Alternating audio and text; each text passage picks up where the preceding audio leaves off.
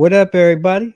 It's Tuesday night, so you know what that is. It's two Mics Up Tuesday Night Blitz. I'm your man, Dame DNYDC, here with my co-host and my partner in crime, Big A Sam Adams. What's happening, Sarge? How we doing this post-holiday weekend?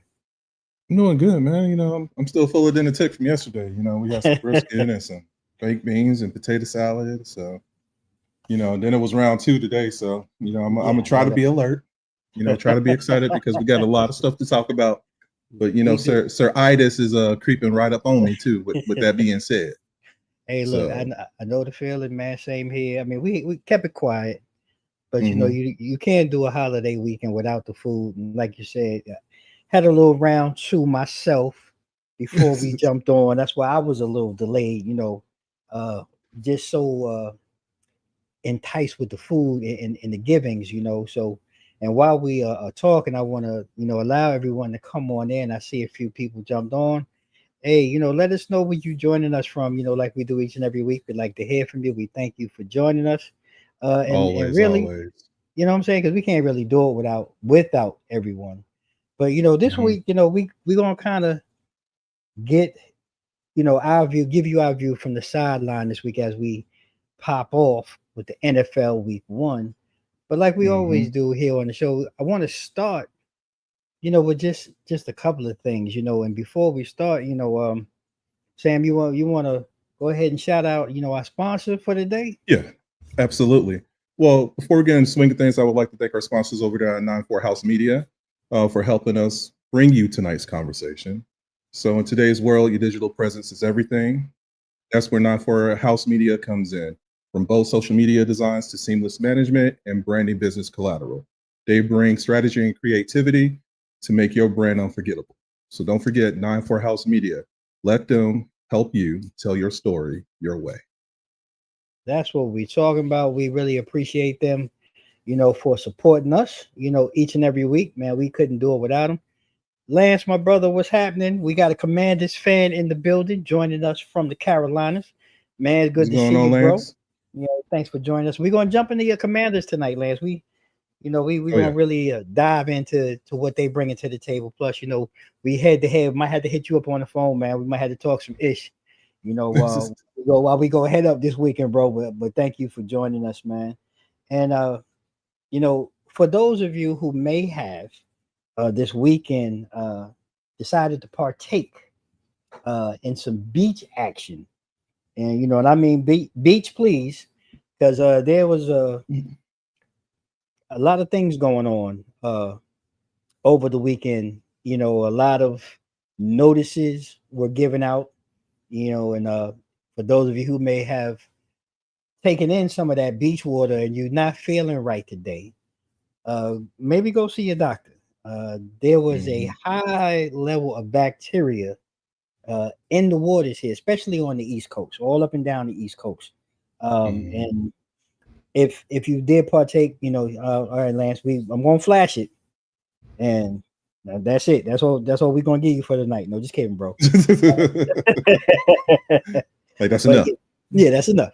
But seriously though, if you because I usually like to go to the beach for Labor Day, and I haven't done so in a while. But they had this scare out, and it's just, I don't know, man. Is it this like weird timing with everything else going on in the world, Sam?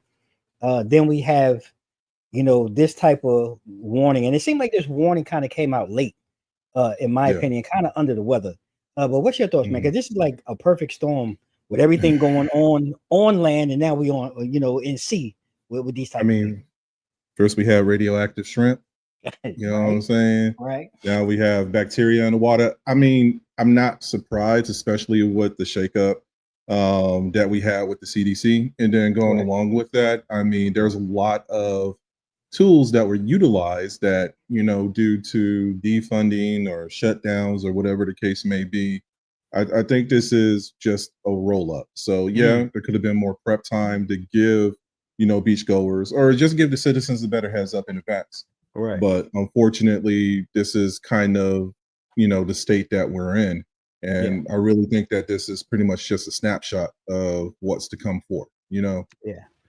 So, hey, look, say your prayers, take your vitamins, you know what I'm saying? get you some elderberry, Okay. and call it a day. Make sure that your immune system is up to par. It's crazy out here when we see that type of thing, and then we transition into the entertainment field. I don't know if you saw this. I found it kind of kind of ill, really, when we talk about The Rock. And I ain't talking about the ROC Rock. I'm talking about the ROCK Rock, where Hmm. he made an appearance, this past weekend in Venice. Yeah. And we look at the guy on the left, and then we look at this gentleman on the right. Like, what's the movie where the gentleman aged backwards? Benjamin Button. Yes, he looks very Mm, Benjamin Button-esque. And then he lost upwards of 60 pounds of muscle, right. for a new role. Uh, and again, I'm not anyone that's into health or diet or anything, but one, do you think that, wonder how you feel about the fit and the look? One, and two, I understand it was for this new movie that I'm hearing is he's getting critical acclaim about this Yeah. role that he played about a wrestler. And he made a mention also that he's looking forward to now really honing in on making better films and doing better projects instead of jumping in on the cash grab. Now, what's your take on that, Sam? And hey, anybody that's watching, and anybody in the crowd, in the audience, you want to drop a comment, please let us know your thoughts as well. I mean, I'm not surprised. I mean, hell, 50 Cent did it. True. If we look back. And then I look at other wrestlers too. The latest one that comes to mind is Batista. He Mm. came over there, and like once he retired from wrestling, he lost a significant weight, a Mhm. significant amount of weight too. So, I mean, it's shocking because Dwayne, aka The Rock, he's been like this huge Yeah. physique and presence, and Yeah. I know he said that he was kind of like typecast, but Mhm. I think with his presence, like that's all that he could do at the time. Mm. So I mean, kudos to him, and plus, he's in his 50s too. Yeah. So carrying that weight, in your 30s and 40s is a whole lot different than your 50s. Yeah. So kudos to him. I mean, this might be the new way for him. I mean, I'm cool with it. I'm like I said, there's other. At least hopefully he's doing it the right way. Right. Because later on when you see a lot of these wrestlers due to other illegal substances in their True. bodies, True. there is that significant loss. But for him, at least from what I can see, he still has like his build and his physique. He just doesn't have the size that he used to. So I'm okay with it. Yeah. I too feel the same way. I'm hoping that, I mean, and he would probably be one of the people who knows better than most of us. I mean, being Yeah. a health nut, a workout nut, his regimen, we've seen his caloric intake, to get that Mhm. size. And like you said, we do have to remember that as we all age, and grow, sometimes, carrying that weight, at 55 is not as healthy as Mhm. 35. Yeah. But then too, to hear him say how he's really honing in on his craft and he wants to become a better actor. I think that's pretty impressive. I want to give him kudos because I mean, a lot of his action films, we're looking for that physique, we're looking for that Yeah. monster build. But now to maybe Yeah. see him in a different light, and give him a chance to grow in a different light, I think it'd be awesome for his career. And I think he's a talent that, I mean, from the action standpoint, I think he's talented. But Yeah. And now, don't forget, like I remember, and sorry to cut you off, but but it was a while ago. He said that like he didn't even want serious roles like in his mhm, earlier days. mhm, So like mhm, you make a valid point mhm. about him transitioning. He always needed to be like that strong lead, and but I get it. I mean, you could see it later on because he had Right. like a slew of movies that came out one after the other. Journey to the Middle of the Earth, Yeah. Sandreas, Yeah. what was the other one? Skyfall, Skyscraper. Some skyscraper, That's- something like that with Yeah, the but all of them were kind of like the same, like yeah. one after it was like four movies. He wore like the same T-shirt. You know what I'm saying? And khaki pants. So I think there's a Fast and Furious that was tied in there too. But you Yeah. can.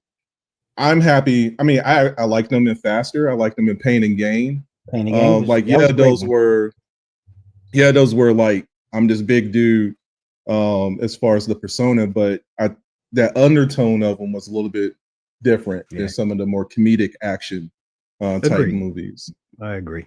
Well, I wish him all the best in all of his endeavors. Yeah. And then I want to transition because I mean we're talking about sports and entertainment with The Rock, but let's just get into it, man. Because I know you had a rough weekend. I thought we was just gonna, I can't just I gloss mean, over it, bro. you know what? You know what? I'm okay. I'm okay. Fuck it. You know what I'm saying? Let's go. I mean, we're just gonna touch it because this was one of the highlight games, if not the highlight game of the Yes. weekend. Texas OSU, Alabama Hmm. FSU, Notre Yeah. Dame, Miami. Uh, and we talked about it briefly last week. So the whole Archie Manning persona, the train, whatever you want to call it. And I want to be honest. So look, this is college football. There's a lot of hype, and Hmm. this is preseason. To me, this is really preseason. You're ranking a team without really seeing them against Yeah. anyone, right? So they came Hmm. in as the number one team, and Archie didn't look good at all. No. And OSU, man, they were stout. We're looking at a team returning. You know, they look good. I mean, they looked about Yeah. as good as they could against a very tough defense. But I want to get your Hmm. take, man. Being from Texas, being Hook 'em Horn fan and all of that.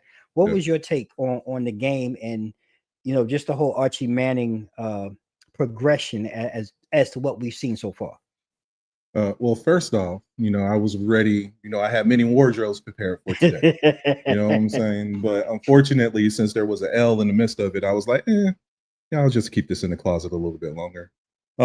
Anyways, I mean, if I'm gonna keep it a bean, like I wasn't impressed at all with the Texas Ohio State game. Like Mm, both offenses looked shaky. right. And it wasn't until like the latter rounds that Texas defense started getting exposed a little bit. Yep. Um, it was too little, too late for Archie because he did decide to turn it up come like the middle of the third quarter, as far as like actually attempting to throw it downfield. I don't think that he was prepared for the actual speed of OSU. And I was more or less surprised for the fact that like they had like 7, 8 starters from the defense that left, as Yep. well as the amount of personnel. I think they had a total of like 14 that Yep. got drafted into the NFL. Sure So to did. see them reload like that and bounce back, that speaks volumes. Volumes. I'm Yeah. not putting it all on Arch though. I do give Sark some of that responsibility too, because like That's what I he want to had know. the same plays drawn over and over again. I think that he should have sat Baxter down a little bit more and relied on I Wiseman. agree. He didn't I agree. even he wasn't even looking at no receivers downfield, and maybe that was because of the type of defensive scheme that OSU had for Texas. I mean, keep in mind, like he had like an NFL defensive mastermind on the True. opposite end On the opposite side, yeah. I coaching mean, that side. you got Patricia over there, Yeah, drawing up X and O's on the defensive side. yeah, just And I confusing agree. It, everything. wa- it was a nightmare. Like Lance said, it was a train wreck. Yeah. So And from 1 to 7, I'm glad for the game though. With that being said, because we don't see too many of those. yeah, Georgia played who? Lieber State or something like yeah, that. the A lot of typical, the people get typical those, warm ups. Yeah, yeah, get those test runs. Like, let me spend a little cash. So I am fortunate that we did have that matchup, and I think there's nowhere to go but up for Arch. So I agree. mean, and I think it was a lot of pressure on him too. I mean, we've been ever since like the preseason rankings came out this past spring. You know what I'm saying? Like Texas was Hmm. on top. They've been talking about Arch Manning taking over. Even me, because I was in the background like, damn, maybe Quinn Ewers should have stayed like one more year Right. before Well, getting drafted to Miami. Just come yep. back one more year, Yep. But I think they'll be all right. I I think agree. he'll be okay. I don't think that he's going to declare for the draft because I don't think he's going to have the type of season that No, he's looking for. no. So I expect to see him, what I'm saying, come back next year too, because he's going to need that experience. He's not going to be prepared for the NFL. Yeah, I agree. Like Lance said, it was a train wreck in Ohio, Archie, and I agree. Just the Mhm. game calling, Sark is Yeah. supposed to be, I guess, like an offensive technician. Didn't Yep. really see much of that, like you said, until like that third quarter. But by Hmm. that point, though, I think, it's just one of those things where you get hit enough, you get rattled enough, it puts you off your game. Now, I think that's any quarterback. Yeah. And because he hasn't had enough experience, in those moments, I don't think he was able to rise above. Because, like I said, there was no deep passes, no deep shots or anything, and the Yeah. game seemed very disconnected from an Yeah. offensive standpoint. And to really be able to still be in the game at that point, it says a lot defensively. Oh And like yeah. you said, it says a lot too, though, like for Ohio State to just rebuild in the manner that they did from losing so many pieces. It was a very interesting battle, but like you said, it was a weak one. I hate these preseason rankings because it doesn't really tell a true tale. Yeah. But I do agree with you. I think as the season plays out, I think Archie does improve. I don't think he improves enough to where we're naming him the number one pick in the draft for next year. I think No. he does come back one more year, kind of get himself situated and get acclimated and to be able to take himself to the next level. And then, we transfer to the other team that was, one of last year's hot team, Notre Dame. Mm-hmm. And that game, look, the U is back. Just they were just flying all over the place, flying to the ball, flying around the field, old field, old look, old school Miami style football. And I thought it was an interesting game. And have we seen the hype train, I guess, with Franklin, with coach there in Notre Dame? Has he apex, or does Notre Dame have enough pieces to kind of really rally around the troops and come back? Because I didn't find them to be impressive last year. I'm just going to be honest. Right. But we saw what they were able to do, and there was a lot of hype on them this year. What's your take after watching them? And I know it's only game one, but just want to hear your take.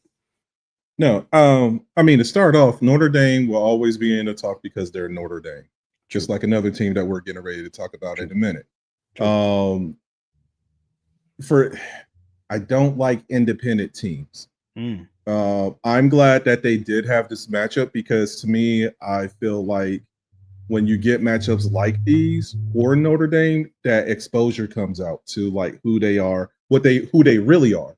You know what I'm saying? And I think that's why they're afraid to jump in. Well, their football team to jump into a conference because I believe they belong to the ACC, like all other sports. Yeah, something like that. Yeah, everything else: basketball, doggone baseball, field hockey, basket weaving, whatever. Like all of that belongs to. They're in the conference for that, but they decide to be independent when it comes to football. They're never going to. They'll advance, and I think that they'll make it in the top 12 since that's what we're rolling to this year. But I think that they're going to get smacked at the same time too, because we already know that the Big Ten is going to be loaded with teams in the playoffs. We already know that the SEC is going to be loaded with teams in the playoffs. We already know that you're going to have a sprinkle of a Big 12 somewhere. But because Notre Dame is who they are, that's how they're going to sit there and get in the mix of everything. Yeah. So he's been apex, if I'm being honest. Yeah. Like I said, it's just because of the program and how they built.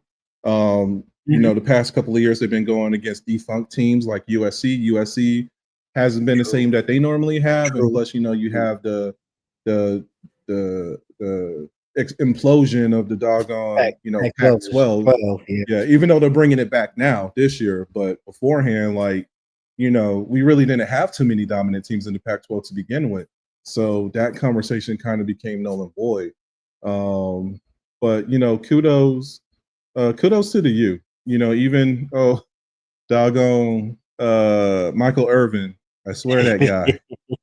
He was on one on that sideline. Yes, he was, son. Yeah, he was, man. I was like, look, man, like, I know you good, but please don't get field tested or sobriety tested while you're on that doggone sideline, because he was a lot. He was a lot, man. Yeah, it was a lot. But it was good to see him, man. Him and Uncle Ray, Ray Lewis, and everybody, they was out there, man. It was a blast from the past. And look, these dudes played like that, man. They showed up, they showed out. And it's like the other team from Florida State. And we're going to talk about this team, like, the other team like Notre Dame. The glory days, the Nick Saban days are clearly gone. This version of Alabama man, it looks like they're going to be reverting into a black hole for a moment till because the coaching doesn't mesh with the talent. The talent doesn't seem to execute. There's a whole lot of disjointedness to me just watching them. In Florida State, man, they should have been ranked, in my opinion. If we're doing preseason, from just watching what they did to Alabama and how they came out and just they manned them. Just manned up on them, in my opinion. And they should have been ranked. But we're looking at two teams, I think, going in reverse or in opposite directions. But talk about Alabama, because the glory days are over. I'm sorry, Crimson Tide fans, but it's time for y'all to get to the back of the bus and just kind of watch what's going on. Yeah, I think I said it the last time that we spoke. Like, you have two overhyped teams, right? You have one in the NFL, which we'll talk about later on, and then you have this SEC team. And like I said, I think because of how the NIL is structured, like, you look full circle of the NIL, right? Like, if there was a team that I'm striving to go to because I know my market value will be up, it was Bama, like all day, every day. Then Nick Saban left, and then the NIL happened. Now these colleges could sit here and they have this stipend, or they have like this cap that they could give players. Like, I don't need to go to Bama now. Like, I could go and I could excel anywhere. You know what I'm saying? And they probably go to, they're like professional teams now, because now I can build talent around them. So I think Bama has became like the afterthought. And I mean, is you have too many teams: LSU, Texas, Georgia. Can't forget Georgia, because they still on top in that conference. Mizzou, Ole Miss. I could go on and on. South Carolina had a good ass game. They had a great ass game, man, this weekend. Yeah. So like, there's teams that are either they were at the bottom moving up, and like it's just been this gradual yearly decline. That change, that power shift change, and it's really it really has been a change. G Will, what's up, man? Thank you for joining us. You down in Texas? Yep. Yeah, man. Playing the field is somewhat leveled due in part to the rules that allow students to be paid. And I mean, look, that's all that it is. That's all it is. Look, I'm not mad at the NIL in the sense of it's allowing these athletes to get paid just like coaches do, and coaches get to go ahead and leave when they want to leave and still get paid.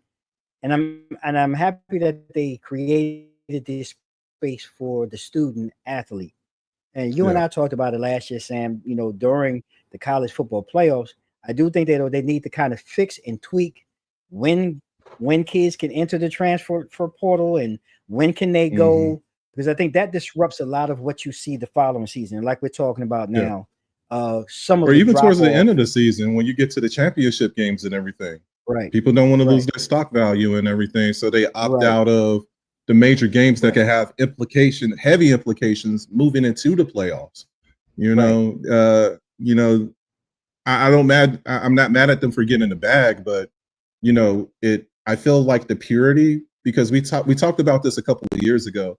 There was a purity that came with college football. True. Because at the end of the day, it was like they were really repping their team and they were repping like the sport as a whole. But now it's become a business in the sense of the NFL, and it's kind of taking that lackluster, away from what college football.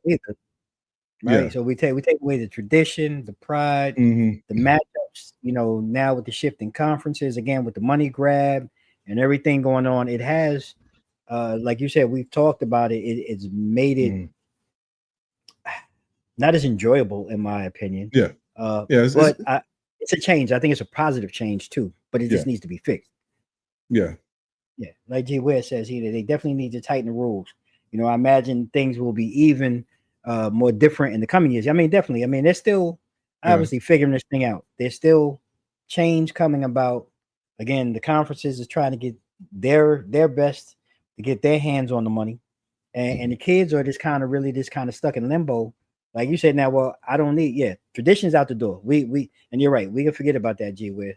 But now it affects the kids in the sense of, if I'm a 5-star recruit or 4-star recruit, I don't have to go to Alabama like Sam said. I can go. I can go down. I can go to Georgia. I can go to Ole Miss, or I can go out to Colorado, or so it's changed just the whole landscape of how things are. And I think we're going to see more conversations like this, what we've seen this weekend with Texas, like we talked about, with Notre Dame. And it's going to be more of this, I think, as the season goes on. And I think it's going to level the playing field. And like we said last season, though, I think last season's version of the college football still could have had 1 or 2 tweaks.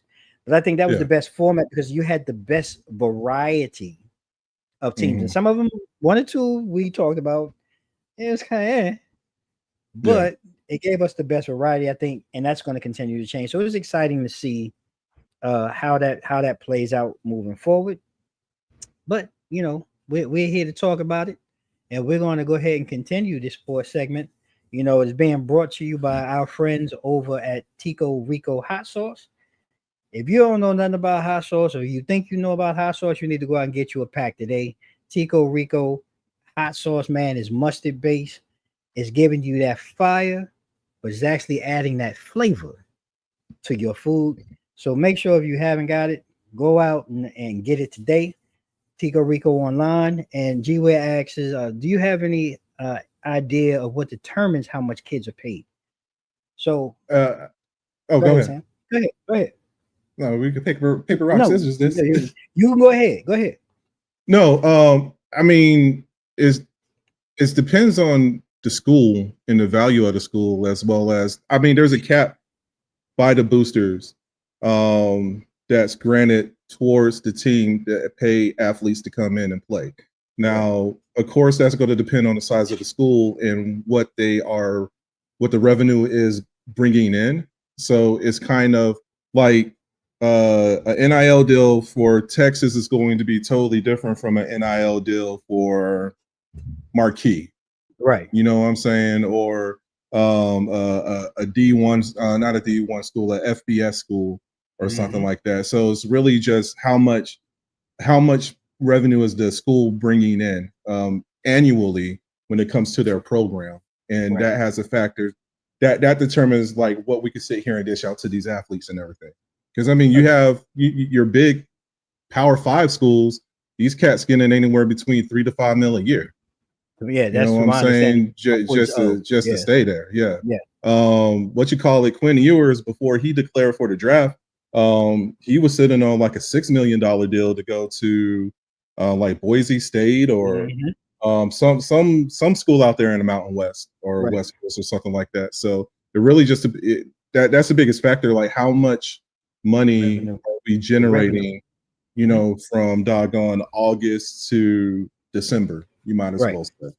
And that I think that's fair to be said against all sports too, because what you're seeing now in sports, like especially like basketball, college basketball, they're hiring GMs essentially to operate and run the budget, if you will, for talent that's coming in, and there's a cap limit on all of this, like a sheet.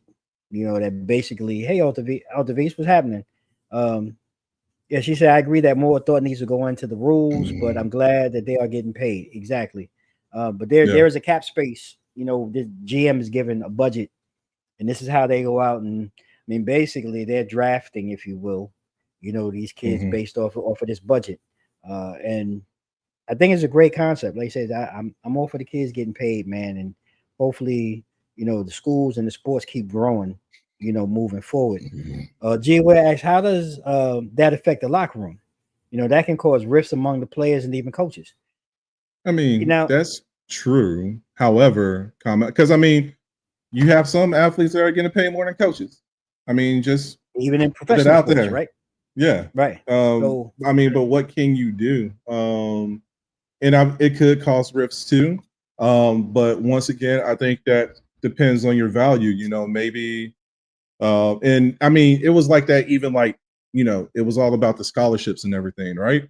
When everyone came in, this is just that next step because, either you get a full ride, partial ride, or I'm just trying to make sure that I make it on the team and I'm still paying for my own books, room and board and education and everything.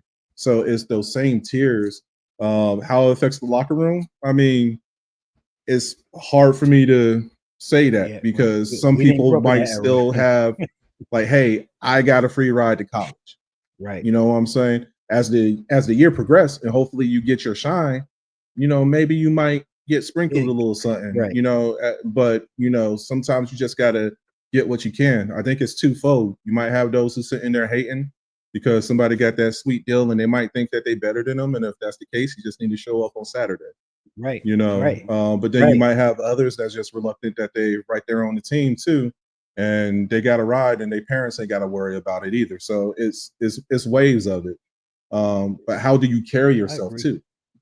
Because I mean, we had athletes, we had college kids with Lambos and Bentleys, you know, and millions of dollars, thousands of millions of dollars of ice and everything. Like that's a hard flex, you know, and that would be tough for me. But that goes back to like the whole Reggie Bush thing, like just use that as an example, you know, how his family was paid and the things that he was given allegedly and all of this stuff. I agree with you. I think that's a harder flex for me, knowing or experiencing, like, I mean, I know he's Reggie Bush, but this dude is getting, you know, creme de la creme. And we all on the same scholarship, right? Let's just say he's getting cars, money, cash, all of these things, and I'm out here busting my tail too, and I'm not getting it, right? So I think that might be a harder flex. But I will also say too, we're you and I and some of our audience, we're coming from a different era too. Like we don't, and I'm just gonna be honest, I understand some of the system and the way that it works, but I'm not that kid today because these kids and their mindsets are also different about things. Where I know me, I'm going to be a dog. Like you said, if I see you get a scholarship and you got an NIL deal and I don't, man, I'm showing up every week in practice. I'm busting you in your face. Like I'm doing everything that I can to make sure I get that too, or have an opportunity to get it. Absolutely. I don't know in any sport though, whether you have this type of, you're dealing with personalities anyway. So somebody could be mad at you just because you got an extra piece of, you know, chow on your plate, you know, at the team. I mean, who knows? But I think the opportunity for these kids, for them to have this opportunity now, I think that's the most important part that should be focused on. Because like I said, coaches get their money, they come and they go like underwear, and still get to keep their money when they sit out for a year, or even if they go to another college, they get paid out. So why shouldn't these kids? And I just think that's really important, and I hope it just gets better. I hope this whole thing comes together the way it gets better. It becomes a better process and a better system. So with that, we are going to go ahead and really get into, you know, our sideline talk as we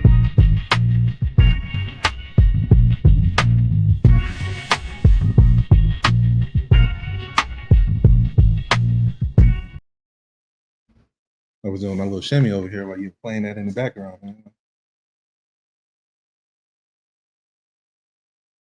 You still muted. You know. Oh, okay, I'm back. I'm back. Here we go. Yeah, Gremlins are trying to get us. I was doing my shimmy shake too. As GOS says, I agree. I do see some difference in the past players because it wasn't legal. I anticipate even shorter commitments to college because people are looking for the bag. And that's a whole nother a whole nother aspect of it. But I mean, to be fair, like college basketball has kind of been using this for a while. The only difference is just for the fact that like there's an age requirement that you have to be in order to make it to the NFL. If they didn't have an age requirement and was letting kids in at the age of 18, then it'd be like a one and done. You know, it'd be a pumping system like we see now. But, you know, what you're saying is already happening. And it was even happening before that because people were trying to sit there and better their stock going into the NFL and everything, right? So they would hop between 3 to 4 teams. Look at Bo Nix. Bo Nix was on like 3 goddamn teams or something like that before he went to the NFL. But that was because he was chasing that bag to make sure that he was a better investment when he went pro. You know what I'm saying? I really like what you're saying is it's already happened. You know, they were doing it before. There just wasn't a price tag behind it. But now it is. I mean, you see it all the time. And that's what I was talking about before. Like you have people that were literally not playing in championship games and between their division championship games, or even like when it came to the NCAA championship, because they didn't want to sit there and waste their stock value, or they already declared for another college, you know, prior to the season, prior to the 2025 season even getting started. Yeah, so Cam Ward is a perfect example. He's a He didn't play in the perfect ACC example of that. championship. He didn't. No, he wrapped himself Yeah, up in a bubble. He's yeah. like, He man, was I'm like, out of I'm here. I'm good. not.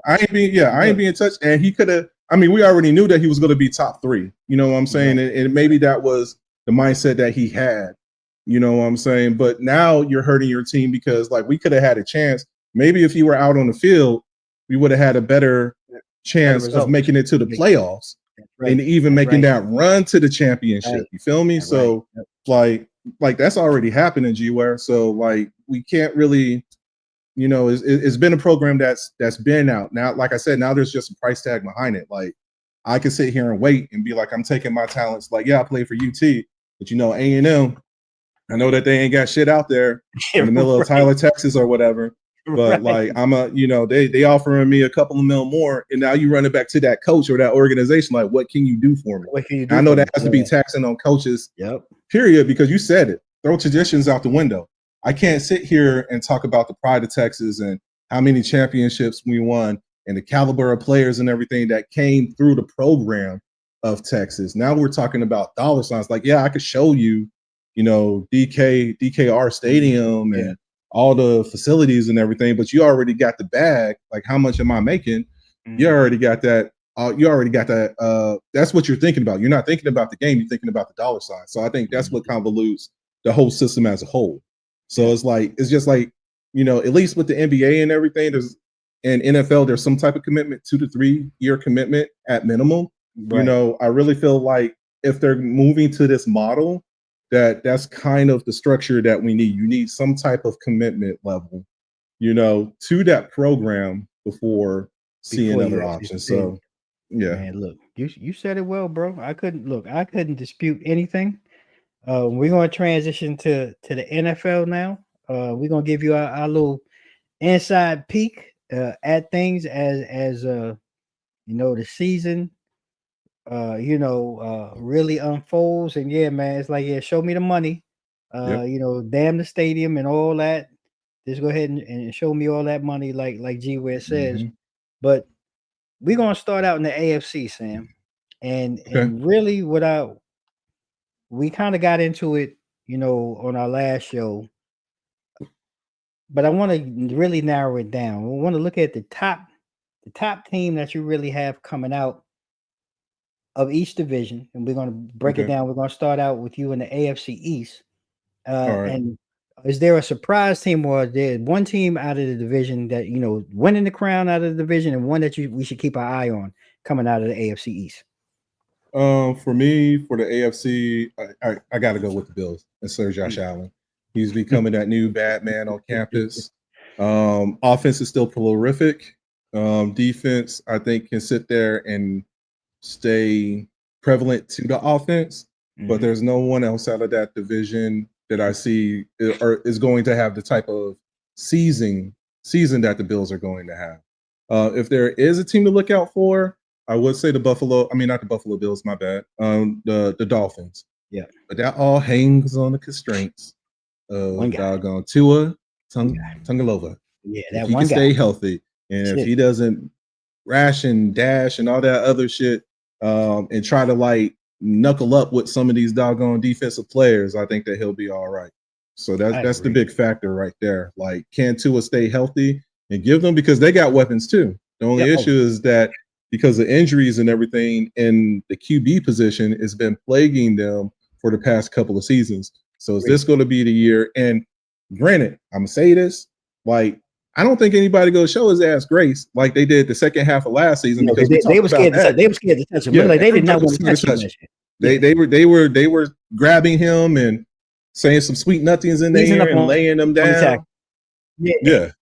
So like, I don't think it's going to be like that. Like, you go get rocked, and that's what I'm nervous. I've been saying that I'm nervous about that, because I really feel like, you know, we might see this real time. But he says that this is his love and his passion, so this is what we have to go for. So that's my team to look. That's my team to be my under the radar, because you got Waddle, you got Tyreek Hill. You know, there's a lot of weapons over there. And Miami defense has always been good too. But like I said, that QB road, that QB, that's the issue right there.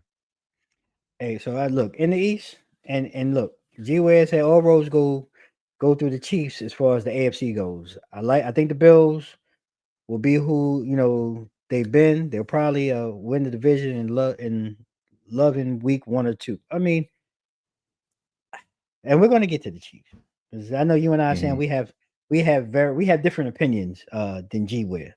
But I understand the Chiefs have been the staple. Yeah, we're gonna get to the Chiefs. Hold your horses. Hold your horses, G Ware. We're going to get to that. But in the East, I agree with you. Buffalo is the cream of the crop. I'm taking a different approach this year though, because I agree. Look, Miami always, it's like that Ferrari, but they've got a Yugo engine, and Tua just. I mean, I don't have enough faith. I'm not, and like you said, G, where I am not sold on Miami at all. So I'm going to go in reverse. Hold on them. I just said. Even being a dark horse in the division. Okay. I'm going with the Jets. Wow. I'm going with the Jets to have a breakthrough this year. Oh, again, okay. I see where you're going. Go ahead. I see where you're going. I mean, look, I love Aaron Glenn. I love the energy that he brings. He's been there before. He was drafted by the Jets. He understands the New York media. He's a former player. Yeah. I love the fact I watched a couple of the games that I caught, some time to watch the Jets this preseason. I love that he's in everybody's face. I love a coach. I don't care if you're my star, my best player. He's in everybody's face. He's coaching. He's coaching. So I can only imagine if this is what we see on the field, what does it look like when we're in our breakout sessions, where we're in the room with the coordinators? I think he brings them a level of energy and really direction that the Jets haven't had. And it seems like that's plagued their franchise for years, but he gives them some direction. And by bringing Justin Fields, they've got pieces around him. Breece Hall, wide receiver. They got some tight ends. Their defense is not as stout as it was a couple of years ago, but I think it's going to surprise a lot of people. And they're going to be able to keep them in games. And I think it's going to be on Justin Fields at that time. Is he going to be this guy that we have always heard and thought that he would be? Or will he regress? And I think that's going to be the difference between potentially a 6-10, 7-9 season versus a 9-8 or 10-7 season, which I think doesn't put them in the mix, but it puts them in the conversation. And I'm going that route more than the Dolphins because I just, like you said, I think Tua gets hit, man. He gets another dent. It's over. And like you said, we're watching it in real time. So that's the route I'm going to go. Okay. I'm going to transition to the AFC North. And really in the North, Baltimore. I'm hands down in on that. Hands down. I don't care what you do with the Steelers, with your former guy, Ron. I don't speak of him no more. Who? Right. Well, I don't know what they thought they saw, because if they watched him in New York over the last 2 years, I didn't see any improvement, just like Russell Wilson when he was there. So we can scrap them. We know Cleveland has nothing but graveyards. There's nothing going on in Cleveland. So it boils down to me, Cincinnati. All this money that they paid on the offensive side, I'm just afraid that if they have to sit there and score 40 points a game like they did last year, we're going to see the same results. And I understand Hendrickson just got his bag or whatever on the defensive side, and he's a hell of a football player, and he's a game changer. But he's only one guy. He's only one guy. I don't think they have enough on the defensive side that's going to change anything. I see the same team, the same results. But I think what's in the division puts them in a solid second position. But again, though, we're wasting Joe Burrow's talent, and his best years, in my opinion, if they keep going this route. So they have to do something to get better. But Cincinnati would be my sexy pick to at least compete for a while in that division. Okay. Not so fast, my friend. Because I feel like it's the polar opposite. Really? Shout out to Lee Corso. I think that had to go ahead and put that spin on there. Really? I'm going a very risky and bold route. And I am actually picking the Bengals. Let's stop. Because you spend all this doggone bread on this doggone offense. These motherfuckers going to be scoring like 52 points a game. I'm calling it right now. 52 points a game. Hey, look, I just need Jeez. the defense just need to breathe. The question is, are the rest of these teams in the division, which I think Baltimore can do, Right. can sit here and go toe for toe as far as scoring points. But you know what I'm saying?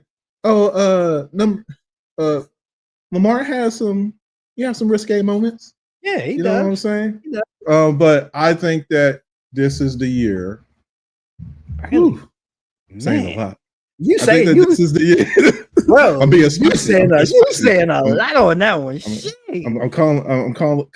I'm causing a lot of controversy. Ain't nobody thinking about Pittsburgh. Ain't nobody thinking about Pittsburgh except for Pittsburgh fans because they feel like there's a glimmer of hope. You know what I'm saying? Because they got Ron and doggone DK Metcalf, but that's just an accident waiting to happen over there. And then, we don't even need to talk about Cleveland. We can move on from there. But I really think that now I'm a little leery too, just because of the defensive side of doggone Cleveland. Not Cleveland, Cincinnati. That's my only concern is just like, yeah, you got Hutchinson, but like your secondary been garbage for like years. Your interior always been decent.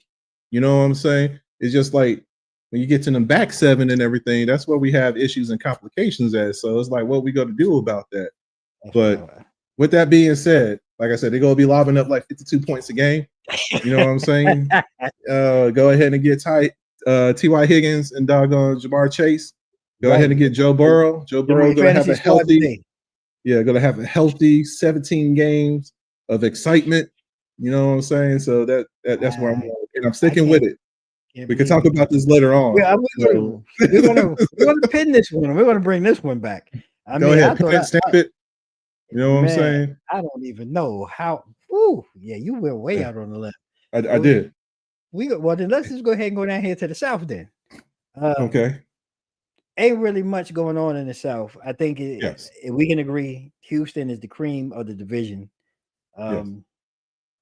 This one was hard for me to really try to even muster up some type of gumption for a team.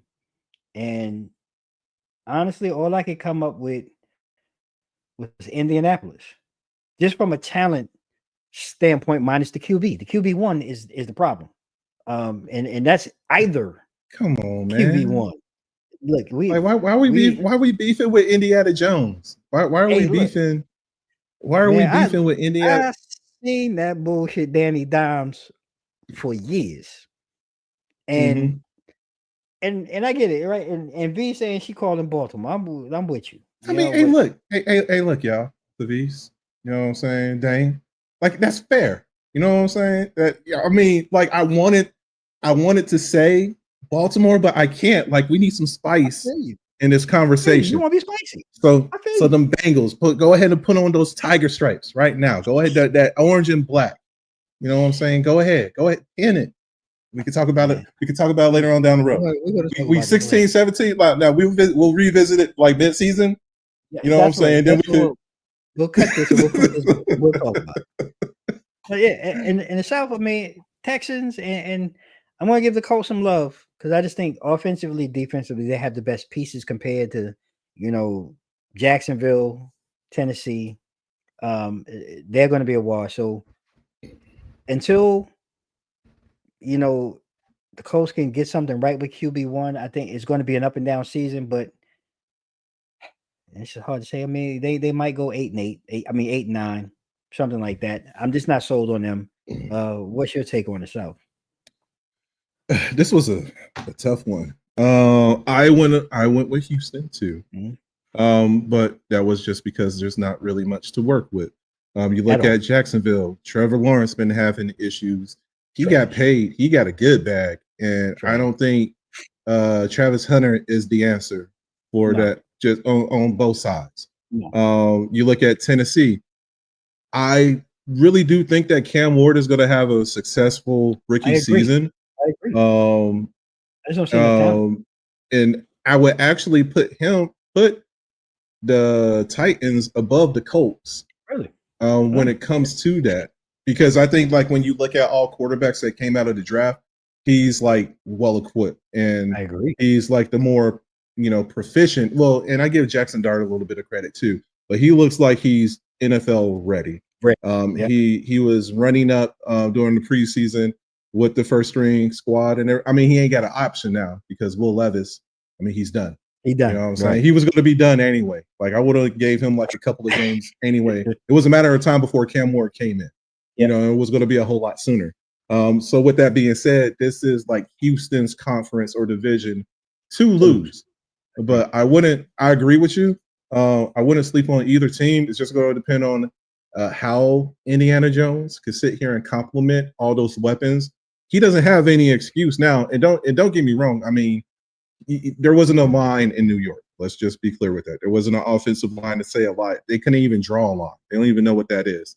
That's how bad it was for the G-Men for quite a few years. Well said. Well said. So yes. With that being said, like there's a lot that has been given to Indiana Jones. And I know Anthony Richardson is just waiting for him to sit here and screw up.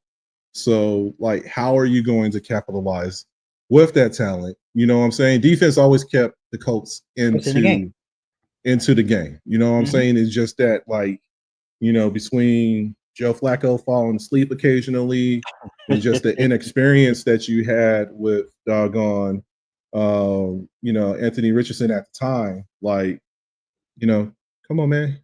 I think he got this. So, but, Texans all the way. Oh, without question.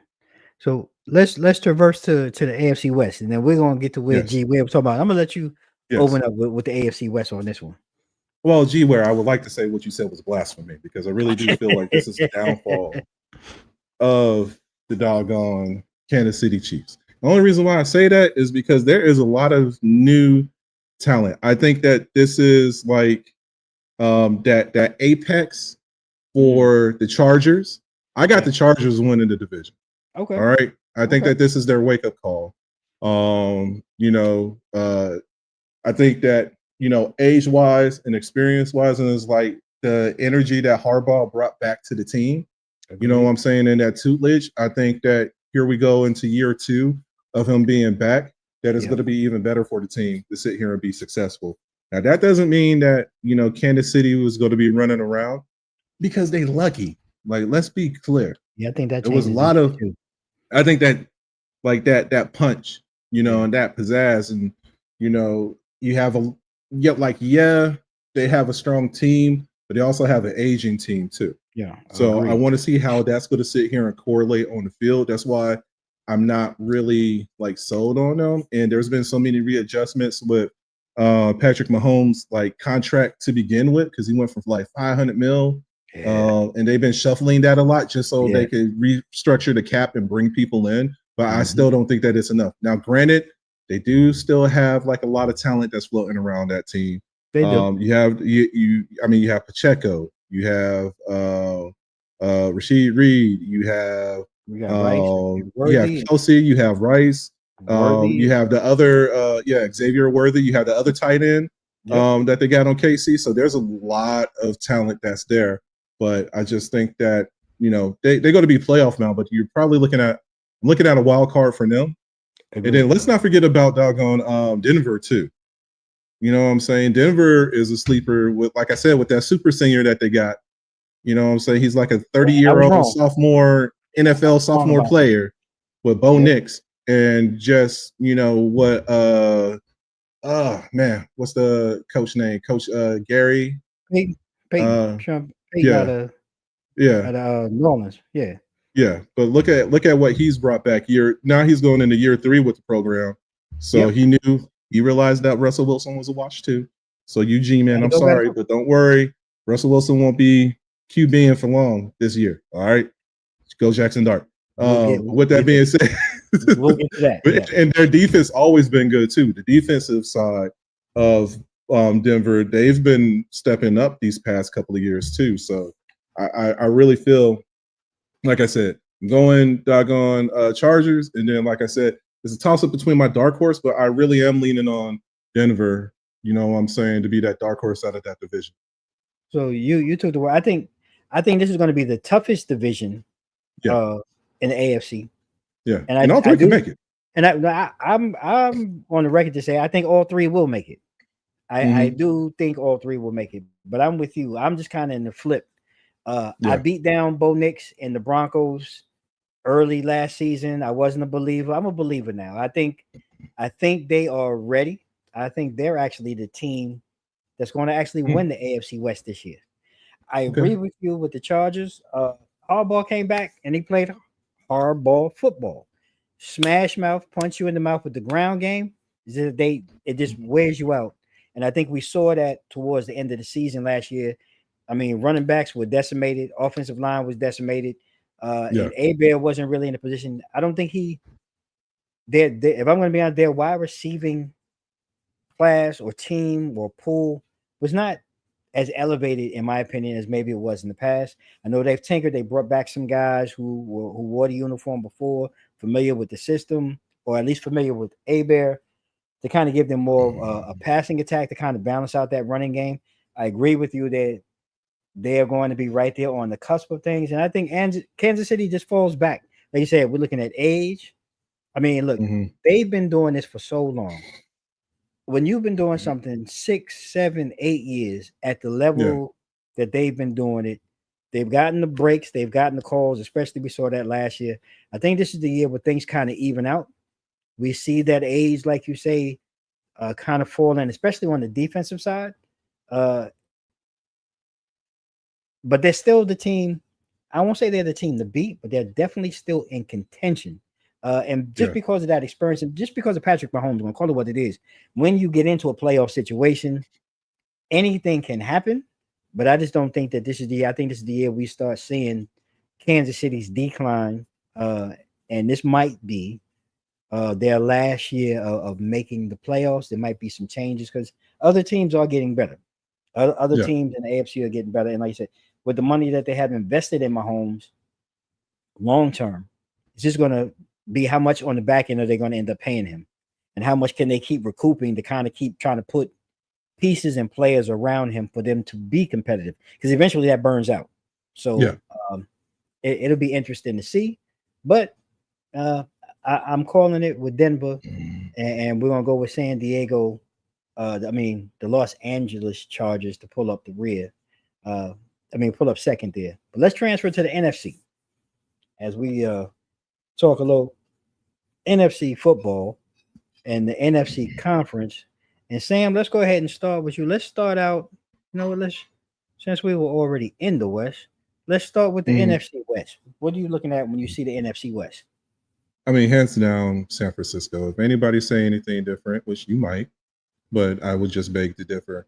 They got depleted like really bad with injuries and everything last year. For the most part, the team looked healthy. They brought everyone back on their roster. They added Brian Robinson, which I think that's going to be and that's going to be the right I guess exchange for picking up Deebo Samuel. Yeah. So I think that's fair. So like they're my ones to beat. I look at everyone else. I always negate Inch Eye Private Eye and the doggone Cardinals. I don't know what the hell is going on up there in Seattle. So with that being said, and like I want to say the Rams, but we don't know how Matt Stafford is going to be this season. Yeah. You know what I'm saying? That's the only thing. Like I would love, and we were talking about it before, just the momentum that Los Angeles, the Rams came over there and ended the season to make that push into the playoffs and everything. Yep. I would leave them as my dark horse, but like we just don't know. And I mean, having Jimmy G as a backup to Matt Stafford when, he's been going through his complications and issues too, trying to get his niche back. Yeah. I don't know if this is the season for him, but it's kind of hard for me to say the Rams without knowing the exact condition of Matt Stafford. So we're on the same boat. My gut and my heart wants to go out there and just claim the Rams. But the Matt Stafford, like you said, the back issue is too big of a concern. And I don't know if Jimmy G has it in him anymore. I don't know if he has that magic anymore. I did just watching his preseason games. He just didn't look comfortable. He looked really helter-skelter and out of sorts. Now, I understand he was playing with some of the backups, and him being a former starter in the NFL, and if he was start getting number one reps, and I do trust, the coach there, the way he's creative enough to create a game plan to match Jimmy G's strengths if he had to for a long period of time. I think all of that plays in his favor. But like you said, Stafford is the key to this whole thing for the Rams this season. And if he has to miss any time, extended time, I think it really is going to hurt them. So I'm going to agree with you. I got San Francisco. I'm putting the Rams there as the dark horse just because, like you said, there's nothing going on in the desert, and the Raiders. I mean, Seattle West is I don't see anything other than Genty. You got a couple of guys on the Crosby and them on the defensive line. I just don't know how much or who Genty is going to have, how many holes he's going to have to run behind, and I'm afraid of seeing New York Geno versus Seattle Geno. It's just a whole lot of things that just don't seem right in Vegas. So I have no faith in them. But we agree on the NFC West. Now let's head on down to the South there, NFC South. Tampa Bay until somebody beats them. And we talked about this. I was looking at numbers like Baker Mayfield, like number one passing offense last year. Like, duh, who would have thought that? Like Baker Mayfield, but he's found a home. He's found a system. And I think, when we talked before, you brought up a great point. He found a system that he understands and works well with his talents. And he's got talent in those positions for him to make short throws, deep throws. He's got two running backs, solid running backs, coming out the backfield. So really, he just has to, I don't want to call him a game manager, but he's got to manage his temperament as a gunslinger. Let's put it that way. And it seems like over the last couple of years, he's done a great job. When I look at the rest of the division, man, it's really hard because I'm looking at Atlanta, I'm looking at Penix, and I'm like, he does have some talent around him, but there's always that defense to me that always just, it's very sketchy to me. I look at New Orleans, you got Spencer Rattler. It's kind of like we're going down this road with him again. I'm not really confident in him as a QB1. And then we go to Carolina. I think this is their shot. This is what we saw on the back end of last season with Bryce Young when he kind of came back in after sitting on the bench. Yeah. I think we have something. I think they have something. Now it's just for the talent around him to elevate and rise, not only offensively, but defensively.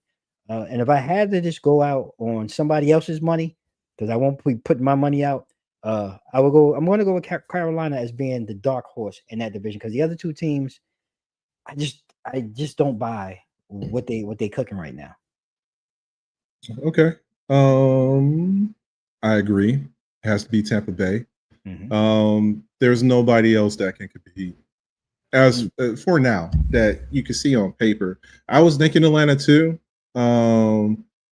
But at the same time, it's like this could be the year for Michael Penix. So we shall see whether or not as a QB1, if he could sit there and take the team where they need to be.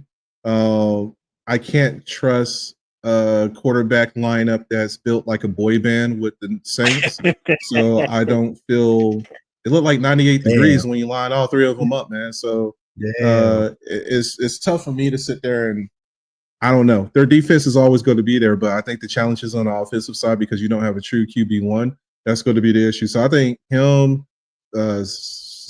Show, whatever his name is, and then the other QB that they have, like it's going to be a carousel all season until they figure out who they want to start.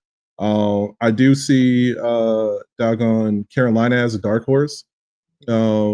I don't think that they have enough to sit here and topple Tampa Bay though. No. So like they'll have a good season. I think they'll have a surprisingly better season than most people probably would expect. I really think that they're on a rebound. I think they've got some things together, that'll kind of shock people. And V, what we got here, V? But you got Bills, Denver, Baltimore, rundown of everybody. San Francisco ring. Okay, we're gonna bring that back that's what we're gonna get into it in the final segment. We can ready to go to the NFC North, with Sam's division. And Yes. I'm gonna sit back. I'm gonna let Sam talk because he at home now. This is his comfort zone. Oh wow, I'm on the spotlight, huh? Let me go ahead and get my professional voice ready. In the history of the I mean, y'all already know what it is. Green Bay all day. I think with the addition, like I was a little leery of it. Oof. And this is why I'm saying Green Bay. All right. For one, Micah Parsons. Enough said. Now I just need Micah to stay healthy. You know what I'm saying? So I appreciate, the state of Dallas and Jerry Jones for gifting us this doggone specimen of a defensive player, because the last time we had a defensive player of this magnitude was Reggie White. Yeah. And what he did, yeah, and he helped turn the season around with Brett Favre and company. So right. like I feel like this has that presence in the making. I just need this back to stay healthy. You know what I'm saying? So cortisone, Robitussin, whatever you got to give this man to make sure that he's healthy on the field when we go up against doggone Detroit and forward. That's what I'll take. But here's the thing. I really feel that three-headed monster coming up in the NFC North too. Yeah. You know what I'm saying? Yeah. If there was a division that I could sit here and say that, I will say that, because, let's not forget Detroit. But there's questions with Detroit too. They lost a couple of players on defense, and you lost a lot of your coaching staff. Sure did. You know what I'm saying? A lot of the coaching staff that we're talking about, with the Jets and everything, like how are they, and Chicago, how are they going to be successful? So, it's going to be weird saying Chicago and Detroit, knowing that, your assistant coach played for the ops. So he knows that script hands down. So that's going to cause a couple of issues over there. And like, what about AJ McCarthy? You know what I'm saying? Now he literally has the keys to the city. So, but he has a lot of talent with him too, with Aaron Jones, Addison, Jefferson. You know what I'm saying? He got two decent tight ends over there, as well as like a defensive juggernaut. So like, this is going to be a very challenging division for anybody to play against and go and come to, especially in their house. But I got Green Bay. I got Detroit, but not by a lot. You know what I'm saying? There's a lot of questions that come into play, but I think Callahan got it for them to be in that conversation. But then like I said, let's not forget about doggone Minnesota and Chicago. I think that this is going to be a really competitive. It's going to be must-see TV, no matter which team is on, especially if they're playing each other. Their strength of schedule is crazy too. I want to say that the NFC North has one of the most challenging schedules, period. You know what I'm saying? When you look at strength of schedule. So even Chicago, I thought Chicago was going to have a cake one, but they have a pretty challenging one too. So tough, man. NFC North going to be tough, bro. I mean, again, like we talked about the AFC West, NFC North. I think three teams are coming out of the North, just because, like you said, their strength of schedule and some of the teams that they're playing in conference alone, they stand out. And I got to get, once the Micah Parsons deal happened, and like you said, again, we're talking about back issues, but long as he stays on the field, that presence of having him on the field changes the whole dynamic of any offense, because you have to have somebody's have to know where Micah is on the field. So that changes a lot of, you know what I'm saying? So just that move alone, one helped me. I had to raise Green Bay was already tough last year, but now you got to raise a brow. But then, like you said, Detroit kind of came back. Coaching staff is kind of all torn up, and a lot of them are in the same division, so they know the script, they know the lineup, they know the calls. So that's going to be tough. And I want to buy into this AJ McCarthy. I mean, this kid in Minnesota. I can't, even with all the weapons that he has. I don't know why, because I wasn't a fan of his in college. Again, him and the boy from New England, like I said, Drake May, like they don't move them. They don't pass my eye test. So I don't see it, but the talent is there. So again, if it's one of those things where the game script is where, they control drives and, their defense doesn't have to be on the field a lot, even though their defense is, like you said, a juggernaut. I think that gives them a chance. But if the wheels start falling off early, I don't see Minnesota being in the fight. Chicago is the team to me that I'm really unsure about, because I Yeah. think on paper they have potential. hmm But again, I don't know what it is with Caleb Williams and the coaching staff. There seems to be a disconnect. Same thing with the defensive side. It seems like if they're on the field a lot and they're getting beat down, I mean, hell, why do you want to play? Right? Like, I'm getting my ass Yeah. kicked every week, so those two, I mean, if I had to move one closer, I would push Chicago above Minnesota. But I think the two that are going to be fighting for the crown, definitely Green Bay. Right now, I'm picking them as the favorite to win. Detroit a close second, and I think Chicago is going to surprise a lot more people than not. And I think those are the Yeah. three teams coming out of the North. It's going to be a hell of a division. It's going to be a hell of a season to watch them just go back and forth. I know you're excited. We'll be I able to am. sit here. Yeah, I'm excited, and we'll be sitting here talking about it, week to week. And we're going to transition to the NFC East. Man, this one right here is a no brainer. There's two cars in the garage. Yeah. One is the Eagle, and one is the Commander. Yep.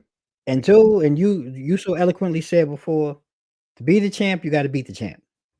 hmm Eagles, hands down, they got the best player in the NFL, in my opinion, coming out of the backfield. He's dynamic. He does so much. People can say what they want to say about Jalen Hurts, about him not passing or him. He passes the ball when he needs to pass the ball. He makes the plays. Two solid wide receivers, tight end, solid defense that really, fair enough or not, whether you want to say that, they punched Kansas City in the mouth last year in the Super Bowl. And really, they were, to me, the unit that really flipped the game and really, poured the gas for the offense to really finally set the fire, as we saw, and this really kind of punched them in the mouth. So it's definitely Philadelphia. Now the Commanders, you and I talk about. Again, it's hard for me to say as a Giants fan, but look, Jaden Daniels is looking like the real deal. I'm hmm excited to be able to. We're here in the nation's capital to be able to see him and watch him grow. But I'm going to be honest, that sophomore slump thing is a real thing. We saw Yeah. that with a man in Houston. You hmm see that. A lot of these cats have that sophomore slump. So how does the Commanders, or how do they avoid that with him? Do they follow the same script? Are they now smelling themselves and going to try to open up the offense now? They got McLaurin back. They got Debo. I'm a little concerned about the running game once they let Brian Robinson go, because somebody that runs through the tackles, not outside the tackles, I think is important in today's game, and that's going to improve San Francisco's game, because now McCaffrey gets a break now with a guy that can go Yeah. between the tackles. So Washington is kind of taking a step back there, but I think those two teams are without question. If you look at the NFC East, the top two teams, coming out of the NFC, and right, and look, Lance, I'm gonna give it to you. I mean, the Commanders all day, they've done a tremendous job. I hope not. And I'm just gonna be, as a fan who watches the game and who gets to see him twice a year. I'm very impressed by his commitment, his style, his swag. Seems like he's very in control and in command of what they're doing, and understands, what it is that he's being asked to do. But like I said, it's year two. Teams got tape now. They got Yeah. film. And we know that, you only can go by so long doing one thing or certain things and certain downs and situations. How do they improve that, and what are teams going to be doing now to change that? So outside of that, those are the two teams that we're going to watch. Cowboys, I mean, I don't know what Jared's doing. I think this is a hard reset in Dallas. I think he's really looking to reset the whole team. I wouldn't be surprised if Dak or somebody else gets traded this year. He looks like he's in for picks and really resetting for the future. And my Giants, look, we're gonna pray for the best. Um, I really believe, and we talked about it before, Dart is the guy, but I just don't want to see him right now. I would rather You know, let's go through. We're going to go through Russell. We're probably going to go through famous Jameis.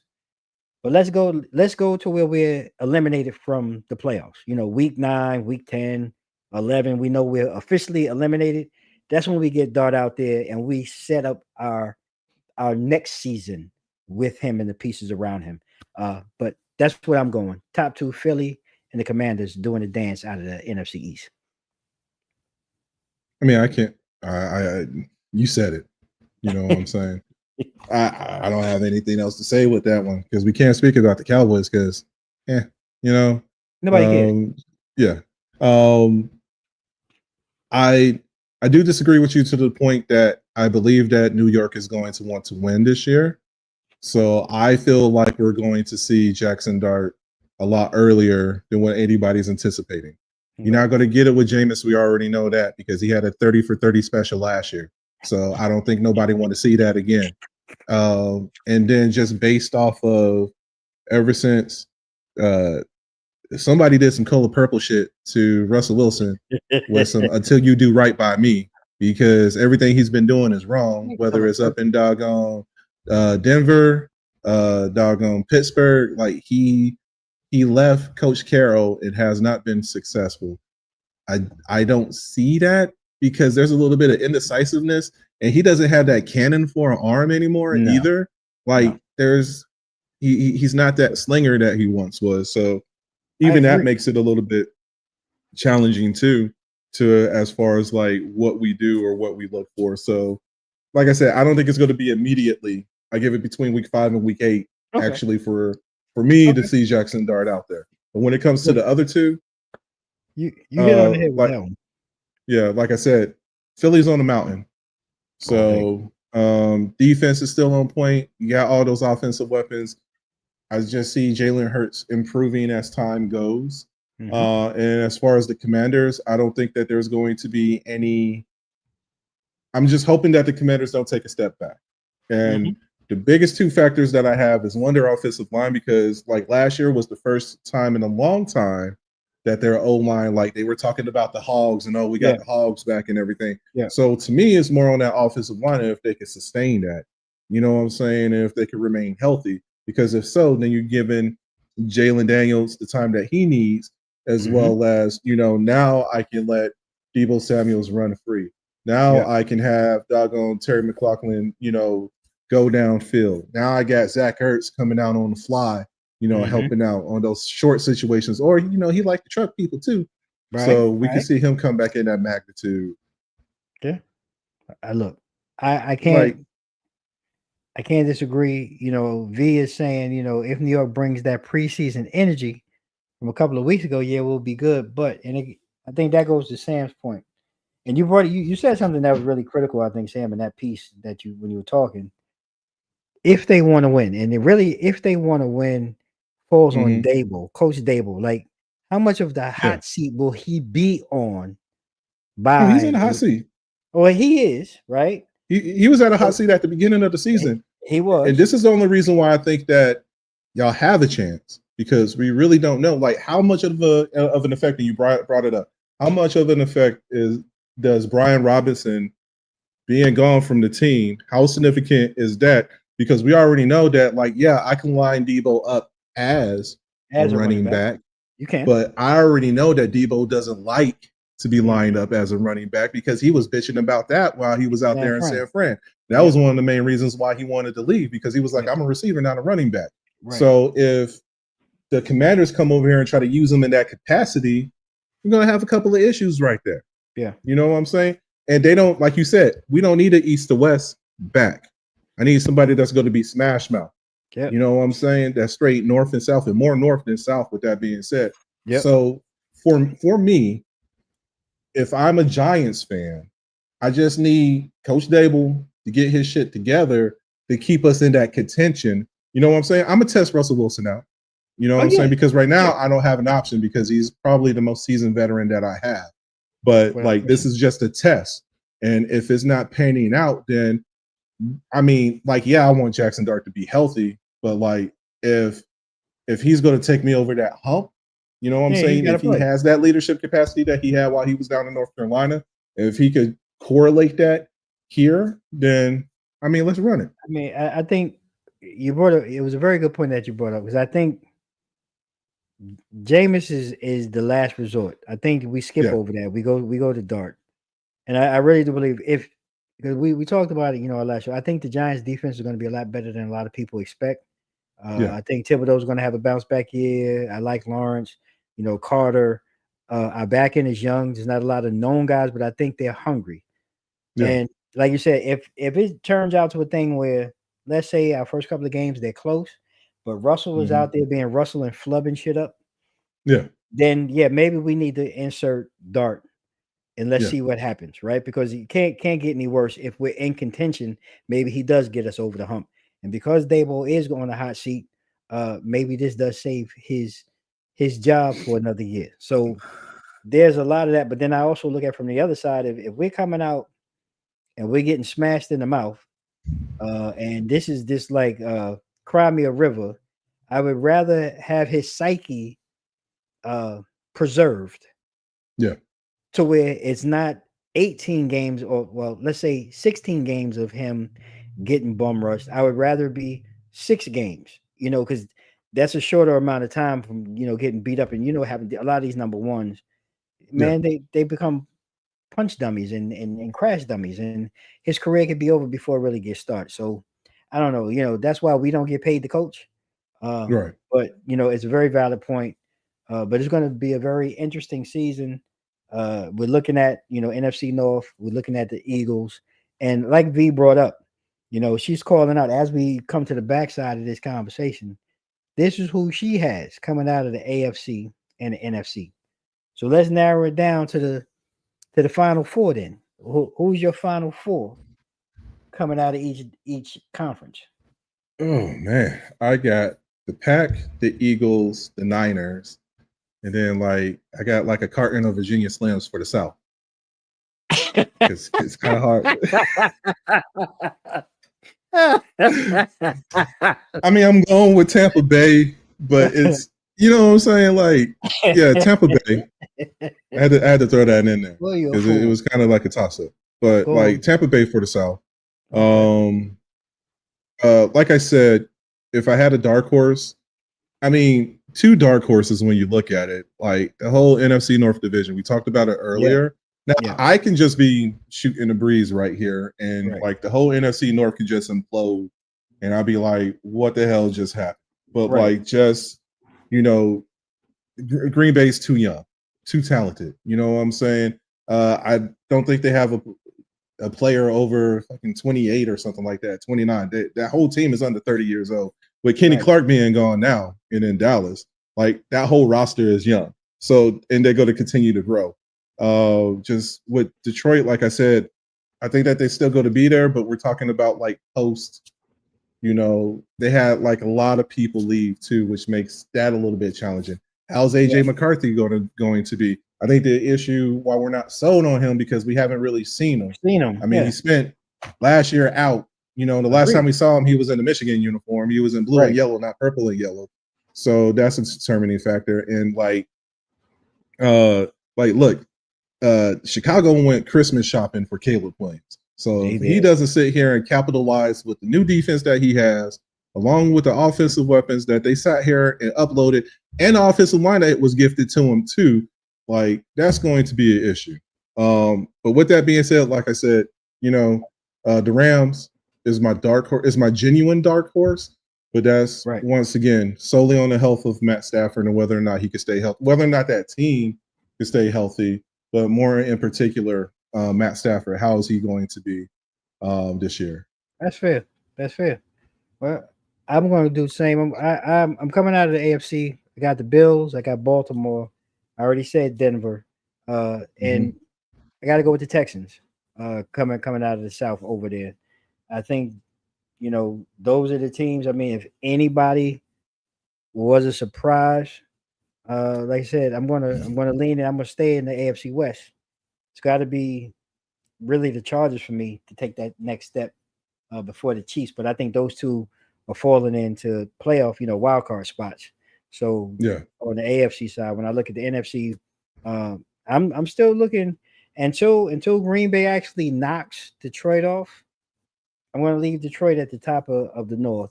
But with Micah Parsons, I mean, they're breathing on their necks. But until you Yeah. beat the champ, they're the division champs. So I got Detroit. I'm going to swing with San Francisco. I'm going to go ahead and go with Tampa Bay out of the South and the Eagles in the NFC East. And like you said, the North is going to be killer. But the team, again, because they did it last year, it's got to be the Commanders. They still have to be like, there's just something about them that they're under that surface line where, we're looking at everything going on in the North. We're looking at the Eagles, and I think they're bubbling right up in there. And I mean, they can come in and shock people like they did last year in the playoffs. And I think they're built for that. Like I said, minus sophomore slump. But that's my dark horse coming out of the NFC East this year. And look, I hope you all enjoyed the show. I mean, we tried to go deep from the sidelines as we kick off for week 1. And before we go, Sam, is there one or two games that you're particularly interested in watching this week, week 1? Because we got some matchups that are pretty interesting. I know I got a couple that I want to see, but I want to open up with you. Are there two games you want to see? Yeah. Before we do that, just one thing for my AFC picks, I got the Bengals. All right. I'm saying that. Okay. The Bengals, the Chargers, the Bills, and the Texans. All right. Okay. With my dark horse being Miami, granted. Okay. Tua. All right. Now, as far as this week, of course, I'm gonna go with Green Bay and Detroit because I want to see whether or not it's going to be some smash mouth there. I'm gonna sit there and toss in Philly and the Cowboys because I want to see exactly could this be the fuel that gets Jerry's World up and running again? Probably not.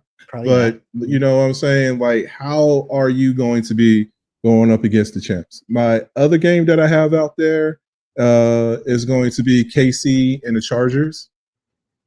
I think that's going to be a real good one. I just want to see, like I said, Coach Harbaugh coming back and he got something going on there in LA on the AFC side of LA. So I'm excited. I'm just excited for that program. I know that the writing's on the wall for KC. So does that start game 1? You know what I'm saying? Yeah. Or are they going to? I don't think they're going to have the glitz and glamour of 5-6 years ago. So how do we kind of? They're really fighting for glory now, and I think the blinders are off with them too. So how do they move on? Yeah, two great games. I'm going to go. The Texans are taking on the Rams. We get to see C.J. Stroud and that revamped offense for the Houston Texans go up against that Rams defense. We're going to see what Matt Stafford has in the tank, because as they say right now, he's all ready to go for week 1. And that Texans defense was really somewhat stout towards the back end of the season. So let's see how that plays out. I'm interested to see just that matchup, that AFC NFC matchup, and just how it kind of unfolds. If there's any type of chess or anything going on, DeMarco Ryans being the defensive coach, McVay being an offensive coach. So I think we have an opportunity to see a really great matchup early on in the season that could have implications, for later on in the season. So I'm excited about that one. And man, I was really at a crossroad, not trying to be a homer or anything, because at first I was looking at the Ravens and the Bills as game 1 matchup. I think a lot of eyes are going to be glued on that one, and it should be a great game in the repeat. But we're talking about the Commanders and we're talking about the Giants, so I'm going to go with that one. I'm going to be a homer on this one. I want to see. I do want to see how this Giants offense comes out, how they match up against a pretty stout defense in the Commanders, and I want to see what our defense does. If we have any new kinks or anything to throw at Jaden Daniels and that Commanders offense that's going to make it tough for them. Maybe, there's something in the secret sauce or something in the blueprint that they saw last year. Now with this new defensive talent, this new 3-4 scheme that we're going to be playing, I'm interested to see how that plays out. And I'm just hoping, because right now the Commanders, when I looked at this, they were a 6.5 point favorite. And that's tough. And I'm hoping, for those who like to, go to the betting places, I'm not a betting guy, but that's a lot of points. So I just hope we come under and keep it tight, keep it close. Let's keep it down to the last drive, last play, field goal, whatever it may be. But that's the game I'm going to be watching this weekend. So we hope you all enjoyed tonight's From the Sidelines Inside Week 1. I'm your man, Dame DNYDC. It's my brother Sam. And before we go, Sam, anything you want to leave the folks with, until we come back in a couple of weeks? Let's see what we got. Like I said, it's about that time. I'll be going live on Twitch next week. As far as like my streaming campaign and everything. You can follow me there at Osarge Gaming, just like y'all be seeing everywhere. We're going to be going ahead and rolling out a little bit of Borderlands 4 because that drops next week. I've been showing glimpses of a couple of other games as far as Helldivers 2. I have a ragtag group of individuals that I've been running with on the sticks, and we've been fighting for democracy there. But just getting that up and running for the most part. That's really it. It's fall time, so I'm waiting for this weather to change. But just be looking out for, some weekly tidbits with that and some bits and clips and everything. So OSG on Twitch. So get ready. Well, there y'all have it, ladies and gentlemen. Check Sarge out. If those of you are into gaming, you would like to go ahead and get your game on, definitely check out Sarge on that. Commanders Giants game. Yeah, we're gonna hope. Because we've been terrible, Lance. And I don't mean we, I don't mean the Commanders. I mean we the Giants.